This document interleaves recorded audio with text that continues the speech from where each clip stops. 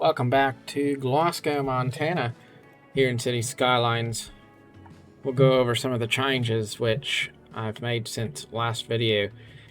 First of all, we did add some retailers to the Highway 2 strip. We have Albertsons, we have Pizza Hut, we have the Subway here, we have an O'Reilly Auto Parts, there's a McDonald's.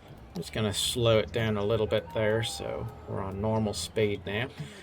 And then we went into the gas stations and we started to add those in. So we have, well, not exactly the right brands of gas station, but I'll take what I can get. It's fine. We have the mobile station there. We have another gas station here. We've got, well, let's see here. We've got a motel. There is a motel there, real life. We added a motel. We added another gas station. Went into the area here as you enter town and started to add some farm equipment to retailers. There are a couple. I believe these folks here would normally be selling like John Deere equipment, and then that other one over there would be the Case retailer. But anyway, we just put these red harvesters and tractors and combines out here to fill in that gap and make it look nice.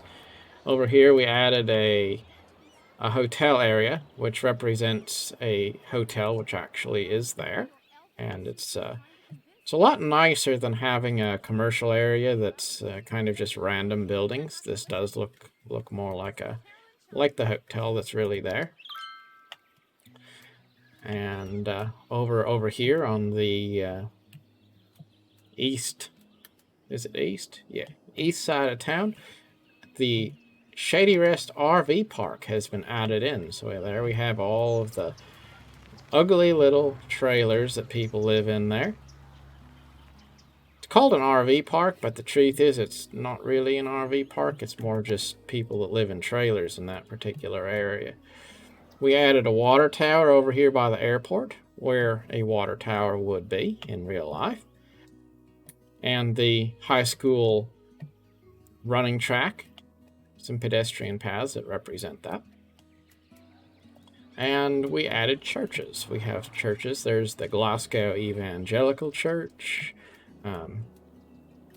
and they're sprinkled all throughout town. I tried to be as faithful as possible to the buildings that you'd actually find in town, trying to keep them American, low-profile looking buildings. Here we have St. Raphael's Catholic Church. And car dealerships. Car dealerships have made their way into the game. Little car dealerships, but here we have a nice little Chevrolet logo there, and in some random used cars there waiting to be sold, as is the case in Glasgow. We added a mall here to represent a little strip mall that's actually there, the Verizon store, and this random indescript supermarket, which is actually a Schwann's food store now. It used to be the Shopco at one time. Here's a car wash. Did put a car wash in the places where you would find a car wash in real life. Kind of cool. And we added a few buildings downtown which are a little bit more small town Main Street looking buildings. And that'll probably be one of the next things I start to do, is download custom assets to make downtown look a little bit more like downtown as it really is. What we've done up to this point is mostly just established a district zoning style which focuses on the low profile buildings that are already in the base game. But as I add a few more assets in, then we'll start to change out a few of these buildings with some buildings that are a little bit more typical of what you'd actually find in Glasgow. Another thing that we did is we added a lot of parking spaces throughout the downtown area, because one thing that I have found is that in small towns, where you go downtown, you're going to find that there's buildings, and then there's a lot of open spaces, which are trees or parking spaces or just nothing at all. It's not like it's wall-to-wall buildings everywhere. It's a lot more open spaces than it is buildings. And that's something that we've tried to emulate here in downtown Helena. So when you look at the town from a distance, you see a lot of open spaces and trees, and you see some low-profile buildings sticking up, but it doesn't really give you that sense of overwhelming, packed-in buildings or anything like that. I do like the aesthetic. It looks pretty good, I think, as we just take it in at a glance. It looks like a small town in America. It really does, and I'm kind of pleased with how it turned out. Another thing that we did was add a 6-lane road here with no median. And I know that the 4-lane road that has 2 lanes going in each direction, which is in the base game, might be a little bit closer to reality for the road that's actually here in real life. But what you'd find in real life here is a 5-lane road, because you'd have 2 lanes going in each direction, and then you'd have the median in the middle, which would be a turn lane. So since there isn't such a 5-lane road in the game, and I am sticking to just the street types that are in the base game here, we went with that, and I think it looks a lot better. It looks a lot more realistic, because that concrete median in the middle is very much not true to life in terms of what that highway would look like in real life Glasgow. I did take some time to add a few flags in, because what is a American town without a few American flags to showcase it? And over here we do have we've got the fairgrounds, and in real life you would find the Glasgow Event Center here, but you wouldn't find a Ferris wheel and a roller coaster. I just got a little bit creative there because I thought, why not? And if you were going to have a fair in that part of Montana, it probably would be here in this event center grounds. So it's not really unrealistic in the sense that if you were going to have a fair, that's probably where it would have been. Over here we have the museum, Valley County Pioneer Museum. And in real life, if you went here, you would find an airplane put up on a pole there. It's not quite this big in real life, but again, it suits the style of the town. And over in the main part of town, we'll go back over here for just a moment. We did add in Coca-Cola signs, because there is a Coca-Cola bottling facility on the southeast side of Glasgow. Very small Coca-Cola bottling facility, but you will see the signs if you are driving down the road in that direction.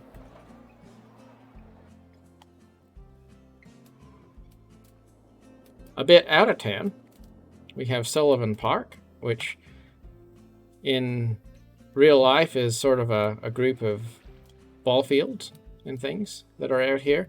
And then a little bit further out on this sort of a peninsula, you do have water processing ponds. So we went ahead and put our water treatment plants there, which is actually pretty true to life, and something of a central park here to represent Sullivan Park.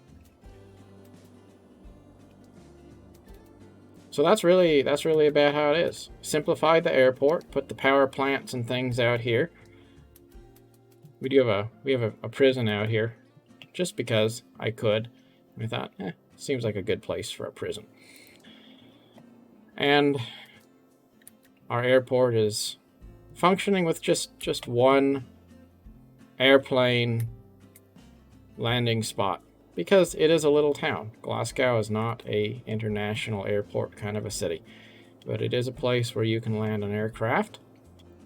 We have our winding river up in there, and all things considered, it's probably about the most realistic representation of Glasgow you could ask for. There's certainly a few more things that we're going to be doing to make downtown a bit more realistic. I'm still working on going one block at a time through to fill in trees and bushes and all of that kind of stuff, just to make it look filled out. Like this city block looks so much nicer with those trees and bushes and things than this one, which just has the generic trees. We have a population of 21,000 people, and overall, we are making money. We sway back and forth between running at a loss and running at a profit, depending on what the farms are doing generally. But overall, it works out to a pretty significant profit, and the town is functioning quite well. I did go ahead and add a few mods into the game. Nothing that's a cheating mod, but I did add in, of course, some of the assets, which I've been talking about.